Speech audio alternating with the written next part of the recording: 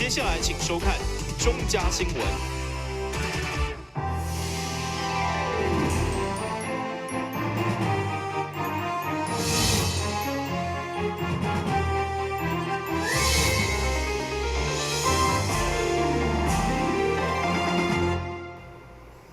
大家好，我是陈碧纯，欢迎收看6月12号礼拜一的中嘉台南地方新闻。针对市长赖清德日前亲中爱台言论，议员蔡耀辉伫总质询指出，民进党的台独党纲是两岸交流上大障碍。质询市长是毋是支持冻结，或者是修改台独党纲？对此，市长表示，修改党纲对两岸关系并无帮助，建议应该将统独放一边，为当中求同存异。议员蔡耀辉伫总质询当中提出台湾独立、亲中爱台的新主牌啊造型扛棒，来肯定市长赖清德的理念。但同时也指出，民进党立法院宗教挂改命认为，台独党纲是两岸交流的上大障碍，应该爱修改党纲。伊呼吁市长应该爱支持这个想法。柯建铭讲的暂时冻结台独党纲，也是讲民进党有需要修改恁的党纲。市长，我交中线甲我咧做球互你哦，因为你市长做出来为一条路选总统，你唔通去做行政党个白纸伫啊，对你唔好啦迄有诶你甲伊献花诶啦有诶甲你唔敢讲安怎，你爱注意。有诶做环保诶，做污水诶，做啥影响到你未来前途。我前后甲你讲过毋是无证据是无爱害同事啦你诶看法安怎啦？市长赖清德表示，修改党纲对两岸关系并无帮助，强调台湾各政党应该爱心团结一致，再对两岸采取求同存异。如果讲咱大家国内已经搁置统独争议，咱嘛大家合作向中国讲，现主时咱嘛应该两岸要搁置统独争议，求同存异啦，但新闻假山郭国义才获得。议员罗坤浩伫总质询当中，针对黄金海岸本所在环境杂乱，甲第17线将政处经费查冤处置，以及房屋税等议题来质询市长。对此，赖市长表示，房屋税调整拢是不动产评议委员会所做的决定，并不是政治因素。议员罗坤浩以立委蔡依瑜日前表达伊的爸爸是蒋干化之王的这番言论，摕来考试市长赖清德是干化皇帝。伊引用黄金海岸环境杂乱、本所满世界以及第17线将进出前瞻计划来截弯取直，甲房屋税等等的议题来质询市长。你看这黄金海岸沙滩呐，过去夕阳一照。看起来就是黄金一个海岸，现在是垃圾场海岸。你说谁敢？咱一寡游客，什么人敢去遐佚佗啦？莫讲游客啦，国际性的游客来到遮佚佗，连咱台南市本市啦，家庭都唔敢带囡仔去遐耍啊！你敢要带去导览？干话连篇。针对这个称号，市长也表达不满，认为无应该摕来议事厅替市长冠上这个称号。人伊是讲因老爸啦，因老爸，我甲你讲，你比因老爸较讲干话啦。咱并无亲情关系。你听我的事无？讲蔡依是你讲因老爸啦，咱蔡依你讲因老爸，无亲情关系，我讲你干话啦。讲你台南市是有水准的。我马上有水准，不应该干化皇帝嘛！你现在荒谬的干化皇帝啦！但新闻假山郭国义采访报道。针对立委提案过车路，搁一边用手机将要开发300块一事，议员董平湖认为，这不但伫执法点名有困难，也造成民众对政府观感无好，所以建议引进国外地面式 LED 太阳灯来提醒低头族，希望会当率先伫台南市的各大商圈来试办。面对着现在人手一支智慧型手机以及低头族愈来愈多的现象，有立委提案对路上的低头族处罚300块的罚款，来作为警告，以减少交通事故。议员董品湖认为，虽然有可能达到警示的作用，但除了执行上有困难以外，民众对政府的观感也会变不好。在上个月中旬，我们立法院在交通委员会有立委提案，说针对这些人要罚款300块，市长，你感觉这个提案有适当无适当？当然爱注意安全啦，吼，特别是你迄个十字路的时阵啦，因为你若低头，惊会造成危险。毋是干那赛车毋通看手机啦，骑车毋通看手机，其实行路嘛应该爱避免。所以如果说要兼顾到这么细节是，没有办法嘛。类似的事情应该是还有教育宣导啦，大家共识啊、文化等等。对此，议员建议校法国外设置地面的 LED 红青灯，让使用手机的民众会当伫无干涉因使用手机的自由之下，加一份保障，并且率先伫北门甲南门上宽等人潮较侪的所在，率先来试办。我们台南市是不是可以在我们的各大商圈，比如说像北门路商圈啊、南门路商圈啊，来试办看卖？因为我感觉讲像荷兰、甲德国，伊拢有安尼做，所以这个对民众来讲是很体贴。对此，交通局表示必须再研议办理，同时也指出，有防低头族来造成交通意外，重点也是要肯定向民众进行宣导，这是上根本的做法。但新闻站山郭博弈参报道。在长期照护政策的评比当中，去年台南市旗下全国第1名以后，今年又搁有新的突破。就是结合资讯科技等系统，将全市4000外笔的居家照护个案一一做管理，让长辈照护工作更加安心，也更加大心。上午全国首创的智慧社会福利电视中心，嘛正式甲摆启用。不管智慧化还是个人社会，拢是全球的趋势。台南市为了推动老人长期照护，上午伫台湾受温一间企业赞助智慧社会福利系统之下，结合南台科技大学的人才培训甲硬体设施，加上朱启辉科技法律研究所等相关学研的通力合作，正式启用智慧社会福利电视中心。正式启用，3、2、1，请揭牌。我们这个社服智慧化之后，大概有几个效益啊？第一个就是需要跟服务及时的链接啦，那第二个就是说，也能够社会局也能够及时掌握我们的社服这个能量动能有没有到这个现场及时掌握我们社服的能力人力有没有充分发挥？那第三个呢，下一步就是要精简行政效率有一些表格啦免得当透过受分公司总裁、董事长你们的这一套，能够尽量精简行政工作，有更多的人力可以投入服务把这个人力物力用在战场上不是你后勤伫制作表格我这感觉就足好。开始，这个系统初步将用伫居家服务，叫服务人员到民众厝内用智慧型手机来当拍卡，同时系统卖确认长辈得到服务，大大减少行政作业的负担，有更较侪时间将人力物力直接放伫个案。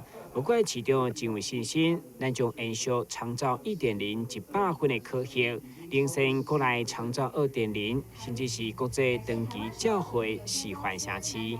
台新闻顾问及张伟忠采访报道。受到这次化影响，曾经皇宫一时的成功中学6月10号举行最后一届毕业典礼，各位毕业生、甲老师、家长心情拢真复杂。现场有数百位历届校友做伙来参加这场最后的典礼。民国52年创校的成功中学，曾经是台南市的名星学校。但是为去年停止招生以后，今年举行最后一届毕业典礼。10号上午，在该校开推教室举行，全校各位毕业生，不管是老师、家长，或者是毕业生的弟师，每一位拢充满热情。我看到我这个孩子成长，然后老师对他们的疼爱，校长对他们的疼爱，让我心中很感动，很感动。千言万语就是还是简单。很感谢晨光的老师，谢谢大家对新来的疼爱。别了我的母校，今后我们将带着晨光的一切远行，把此刻作为另一段旅途奋斗的起点。别了我敬爱的老师，您真爱的付出，我们能懂。加油！感谢您3年来无怨无悔地为我们这群不知天高地厚的孩子所做的一切。别了我的母校，晨光中学是一处求学的园地，一个快乐的天堂。在这里可以学习，可以成长。它引领我们迈入人生璀璨的前程，为我们的生命挥洒出亮丽的色彩，激荡出努力的勇气。只可惜母校吹起熄灯号，往后就只能永远留在记忆中。伫知影学校将要退场的时阵，校友王丽蓉伫今年旧历年过后，也透过网络号召校友返来后头厝，去因将近700-800名校友甲家属到场场面热烈。王丽蓉并且递赠每一位毕业生一本册，勉励学弟学妹尽心完成每一件代志。内民进党市长参选人李俊毅也以校友的身份告场致辞。只要你真心想完成一件事情，全世界都会来帮你。所以我一开始的时候办这个活动，我只是想说把校友召集回来，没想到回来这么多人，还有记者。所以我发现整个过程当中是很多学长姐、很多校友跳出来帮忙的。因此你们只要秉持这个心，只要你想完成一个善念、一个动作，完成一个愿望，真心努力去做，你们一定会成功。比较不放心的是学校，明天来了以后，还有没有这么多的我们这么好的师长们在这边可能没有了，这个是很难去接受的一个状况，很难接受的一个现实，不过社会就这个样子了，我们有很多想要的。不一定就要得到我们很多想要把它保留下来，就不一定真的可以永久陪在我们身边。所以每一个过程的每一个日子大家可能都要把它珍藏。伫老师、家长甲校友的勉励之下，9位毕业生每一位拢有奖。最后毕业生也依着直笛派对演奏，感谢学校对因的教导甲栽培。今日新闻连跟彩虹报道。咱先去看一下马上回来新闻现场。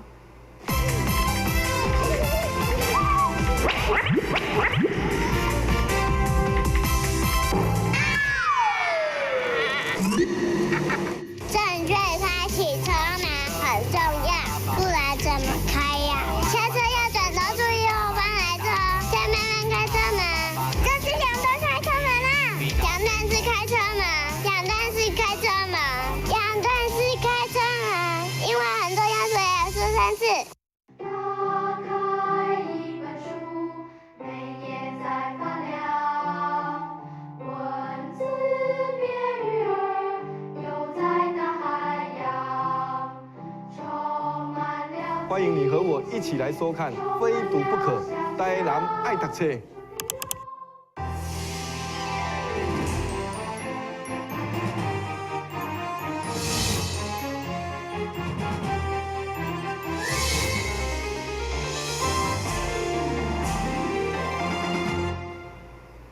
一个城市若是要进步，土地开发是非常重要的。以台南市来讲，就是用市地中划甲区段征收的方式，陆续完成9份水沟社顶区域的开发。目前正在进行的有平实营区、永康炮校顶区域，到底各开发区有啥物款的特色甲愿景呢？透过专题报道，带大家做伙来了解。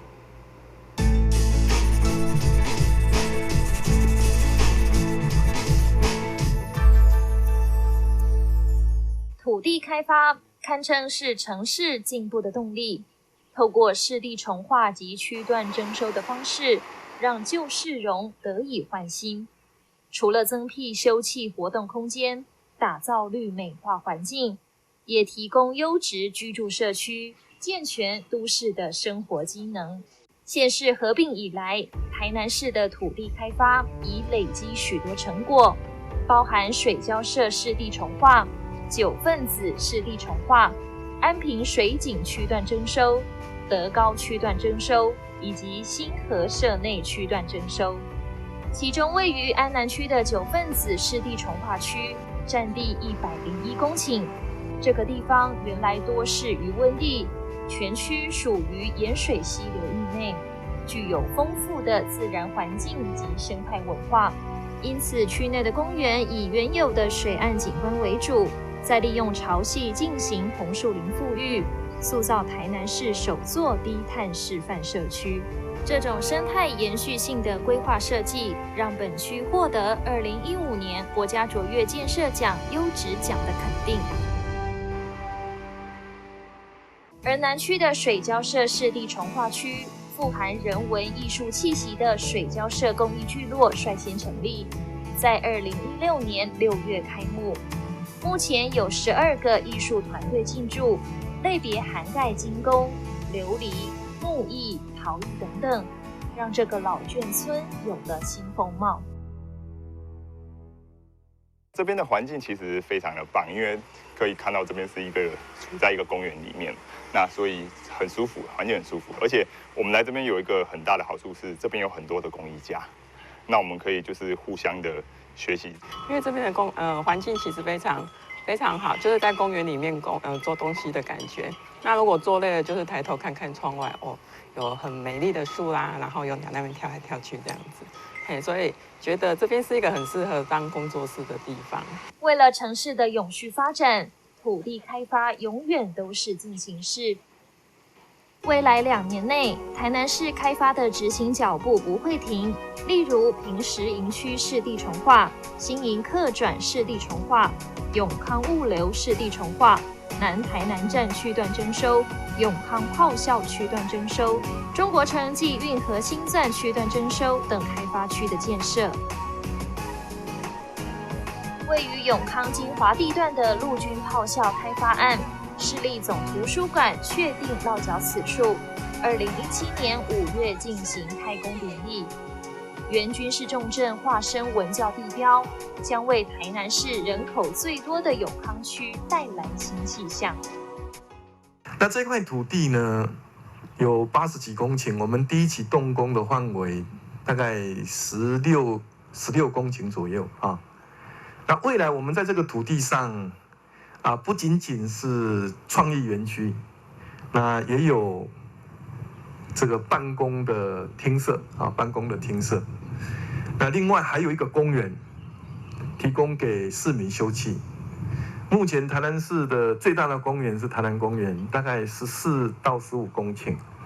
未来这个地方的公园会15到16公顷，也是会有提供给我们永康市民以及周边的台南市市民一个等同于台南公园规模的大公园在这边。那另外呢，也会有一个户外的表演场所。我们希望台南市是文化首都，也希望它是一个书香的城市。属于台南市本身的总图书馆就落在这里。南台南镇方面，透过整体开发方式，结合既有的巴克里公园办理扩建，以提供市民更优质的休闲去处。另外，本开发区在规划阶段接受民间建议，为都市保留了一片荒野。这种尊重原生生态的新建方式，更拿下2017年国家卓越建设奖项中最高荣誉的综合卓越成就奖。真好势啦，会当安尼四面八方拢会当看，拢会看会到有吼，这感觉讲非常好诶。这所有的这个公园内底，我感觉讲这个所在足适当诶，会当互这老人来这安尼佚佗，这非常好诶。这个公园给我的气氛就是还蛮清幽，就像我们有时候我们累了，就是去文化中心去表演完，或是看完一些表演的话，可以来这一边散步，来散散心这样子。开发之外，市府也秉持低碳城市的理想，例如长盛营区透过变更都市计划，将原本需移除的绿色隧道划入公园用地，以保留原本植栽，创造当地特色。这样的规划设计方式也得到认同，并获得2017国家卓越建设奖优质奖的肯定。另外，平时营区仅移植影响公共工程的树木，其余树木则采取原地保留的做法，以提高其存活率。在平时公园里，除了老树保留外，更将军方旧有的营舍改造成充满浓厚艺术气息的环境艺廊，让本区获得2017年公共景观类建筑原野奖的殊荣。土地开发是一条长远的路，市府团队将逐步前进，让市民看到改变，期望打造台南成为宜居的幸福城市。中营中二伫5项举办成果发表，包括广告设计、美工、甲多媒体等科系学生，总共展出50件创新的作品。学校嘛邀请民众做伙去欣赏，因精彩创意的号名叫做“好有同感”。为了展现中中设计群20期学生因一档外来所精心创作的作品，学校特别选定5园艺文中心来举办成果发表。包括董事长陈宗安、校友会总会长郑明雄以及校长王兆庆等人，拢亲自出席精彩开幕仪式，场面相当热烈。3、2、1，请用剪。好有同感，正式开幕。会后，董事长嘛一一欣赏学生的作品，邀请大家共同来见证设计群学生的学习成效，甲老师的经验传承。长荣中学的这个设计群的学生哈，我们在每一年的都会在学期末举办一次学生的成果设计的展览哈。那针对设计群3个科包括多媒体设计、广告设计，还有美工科这3个科的学生，他们都会将2年来的所学，然后集合一个主题来做设计。那今年的就是好有同感这个主题哈。那展览的时间一直到6月18号，在吴园公会堂的这个展览场地。那长荣中学从过去以来，其实在美术设计跟美工设计这一方面都有一直非常有很好的这个成绩啦哈。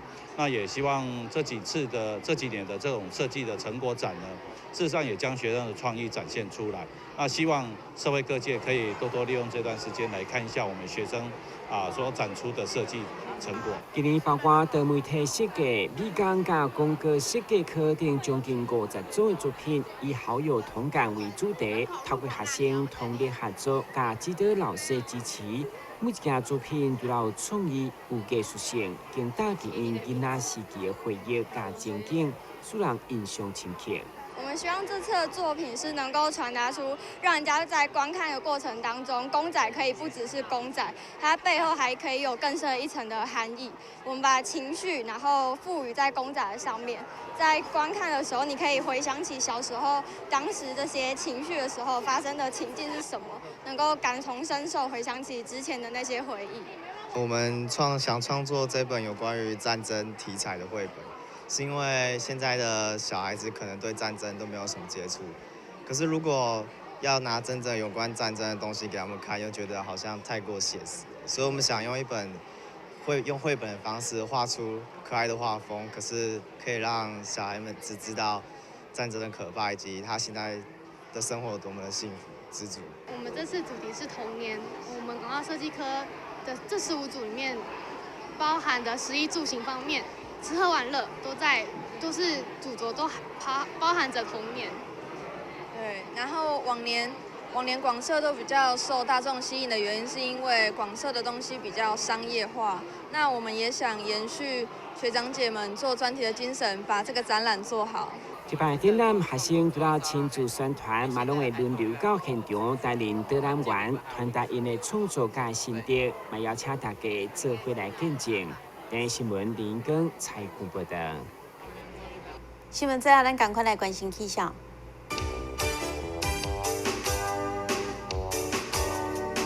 明仔载是乌云对将阵雨，或者是雷雨的天气，温度28度到32度，落雨几率4成。海面平均风力4级到5级，上大阵风是8级。